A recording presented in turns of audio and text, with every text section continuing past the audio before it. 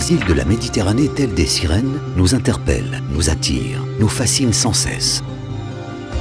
Corse, montagne magique émergée de la Tyrrhénie au caractère sauvage et insoumis, splendeur parmi les splendeurs insulaires.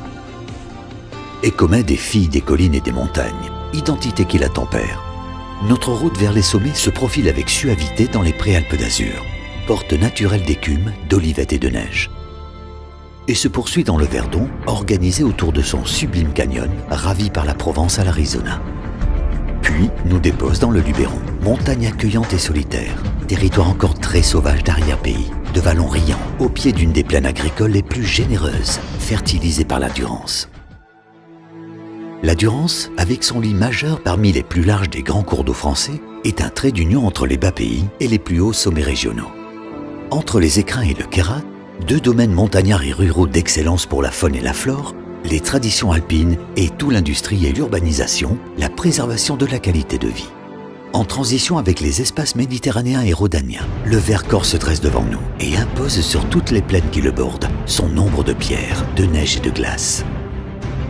La chaîne des Alpes, le plus jeune massif montagneux d'Europe occidentale, abrite du sud vers le nord, de l'est vers l'ouest, des écosystèmes, des paysages et des ambiances uniques et polymorphes. En face, les contreforts du Massif central assument leurs différences dans leur rondeur volcanique. Le voyage se termine en redescendant dans le courant fougueux de notre hôte ancestrale depuis la capitale des Gaules, le beau Rhône bleu, souvent gris du reste, et qui a créé pour les hommes les frontières culturelles et naturelles les plus tangibles à travers notre Méditerranée française, séparant une Occitanie aujourd'hui très ibérique et pétulante comme une Andalouse, d'Arles à Serré, vers une Riviera aux allures toscanes, souvent endommagée par les conséquences d'un tourisme agressif, qui a irrémédiablement fait tourner la page à des images cartes postales de littoraux turquoise avec bains d'Alep, vers un complexe bétonné planté de palmiers pour milliardaires.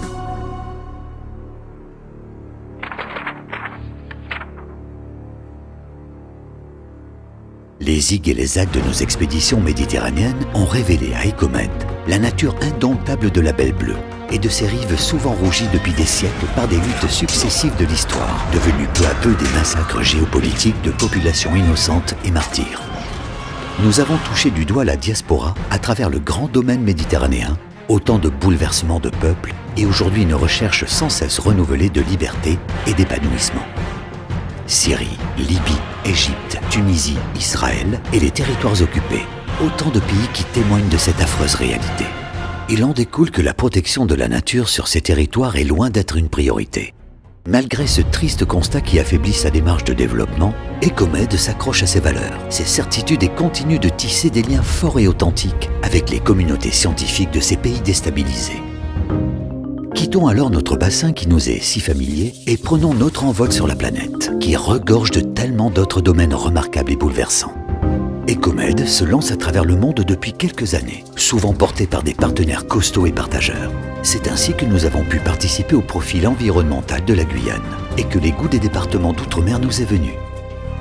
Des coopérations sont alors nées avec d'autres côtes ô combien fragiles et d'une rareté absolue, comme dans l'océan Indien, entre les îles de la Réunion et de Mayotte, où demain, Écomède exportera son savoir-faire et poursuivra son dessein, celui de créer des liens professionnels et scientifiques avec ceux qui y vivent. Notre curiosité du monde du vivant est insatiable.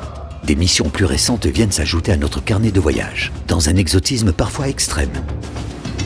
Bornéo.